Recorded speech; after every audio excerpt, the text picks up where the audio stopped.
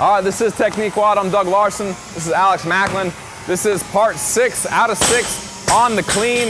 We have a 6-part video series. You can see it at barbellshrugged.com.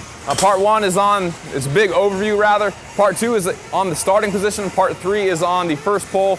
Part 4 is on the transition. Part 5 is on the second pull. And now this video, which is part 6, is all about the catch and the recovery. So if you want to watch those other videos, you can do that on barbellshrugged.com. This is just one piece of the big picture.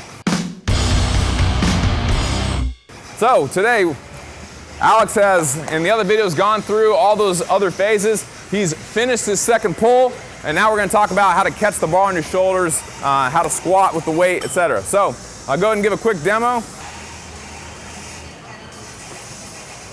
There we go. All right, so that's the piece we're going to talk about. Pulling the bar from waist height, more or less, catching it on the shoulders, and the squat. So first few things, maybe we'll do these with a PVC pipe, it'll be easier. So go ahead and set that down. All right, so go ahead and get into the power position.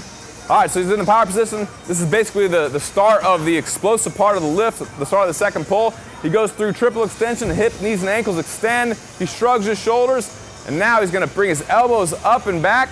Okay, he's not curling the weight, elbows up and back, and then he's gonna move his elbows around the bar.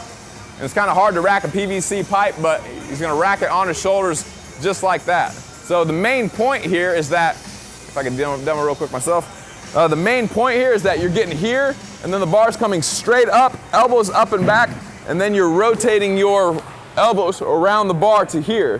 What you're not doing is curling the weight. So you're never keeping your elbows down and just bending at the elbow. So give a bad curl, a bad hammer curl, or a reverse curl rather. There you go. So you don't want to do that, because when he does that, he gets all this space. The bar comes all the way out to my hand almost, and now the weight's way out in front of him. It's gonna be hard to pull the weight into you, and again, you're gonna miss the lift forward. So you always want to be up and back with the elbows, keeping the bar as close as possible, and then it should land right about collarbone height.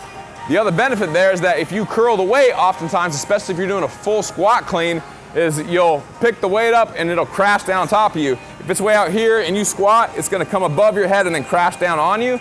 If you are doing it correctly and your elbows are up and back here, then it never gets any higher than your collarbones. And then you just rotate your elbows around. There's no opportunity for it to get above your head, okay? Hey man. All right, quick point on shrugging. You're never going to really shrug the weight up, especially when it gets really heavy. Really what's happening is once you extend your hips, knees, and ankles and you get all the way to this position here, the shrug really is pulling me underneath the weight. It's not really picking the weight up very much. So the intention is that you shrug yourself under the bar. So watch Alex's shoulders. He's gonna pull the weight up and then he's gonna kind of shrug himself down under the weight. There you go, beautiful. So he's really only going to pull the weight when it gets heavy, probably to like belly button or maybe mid-stomach height, and then you're getting under the weight as fast as possible. A common error there is that people don't keep pulling on the bar. They let the bar get weightless, and then they try to use gravity to fall down, and they don't pull themselves down with their arms and, like I said, with the shrug portion. When you don't keep pulling on the bar, it's easy sometimes to, if it's light, to pass the bar. Like you just fall straight down, and since you're not pulling the bar into you and meeting the bar at its highest point, the bar will end up crashing on top of you. So this time look to see the discrepancy between how high the bar gets above Alex and watch it crash down on top of him. There you go. So that bar probably got at least up to your chin height and crashed a couple inches down on top of you, which with heavy weight, it's gonna make it harder to get that good bounce and ride out of the bottom. So go ahead and do it correctly one time. Watch on this one how Alex keeps pulling on the bar. He pulls it right to collarbone height, and then he just rotates his elbows rather around the bar, and it doesn't crash on him. There you go. See how much more smooth that was? There was no crash. It just went right to his shoulders. He rotated it around, and there was no bang on top of his shoulders. All right, so that's the gist of the upper body mechanics. Right now, we're gonna take a look at his foot position from the pull into that front squat position. So if you look at Alex's feet, he's in a good pulling position. Toes are relatively straight ahead, maybe toed out a tiny bit, and his feet are somewhere between hip and maybe shoulder width, and he'll probably hop them out an inch or two into shoulder width when he goes through that transition of getting the bar onto his shoulders. So go ahead and watch his feet. You'll see he has that little bit of a hop where his feet go from hip-ish width to shoulder width. Probably hop your feet out maybe an inch or two per side. You want to make sure that you don't hop your feet out too far. That's especially common with the power clean, where people do the kind of the jumping jack where they're here and they end up going like this. Okay. Obviously that makes it where you can't squat very low. I can't squat all the way down like this if my feet are out way wide. So you only want to hop your feet out a tiny bit. That way you still can get down into a full depth front squat. All right, for this one, I want you to pay attention to how vertical Alex's torso is when he catches at the very bottom. He's doing a very weightlifter-centric front squat where his heels are down, his knees are forward, and he has a vertical torso. That way he can get his elbows all the way in front of him. If you have bad ankle mobility or just bad mobility overall, you're gonna catch and you're gonna have to keep your knees back because your ankles won't bend enough, and that's gonna make you tilt forward, and it's gonna be easier to lose weight in front of you as opposed to if you are all the way vertical like this with your elbows nice and high. So watch Alex as he catches. Knees are forward, over his, but still in the plane of his foot rather. Vertical torso, elbows are high. There you go, pretty good. So, if your upper arm isn't close to parallel, maybe down just a little bit with that weight all the way on the shelf of your shoulder, if your elbows are pointing at the ground, that's bad news. You shouldn't really need to catch with your hands at all. Like, you should be able to pull. You should be able to pull like this,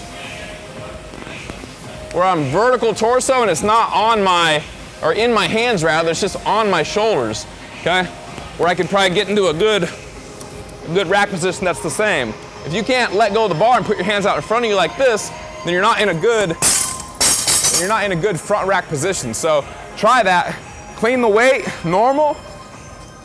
Just clean the weight normal. And then if you can't let go like that, then you're not in a good front squat position.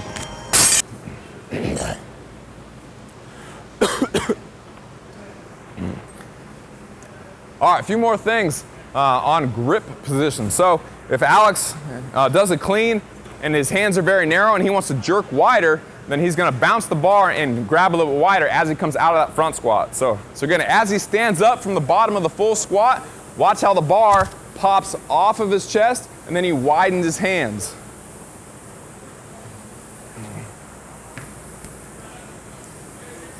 He's gonna stand up, pop it up, hands wider, perfect.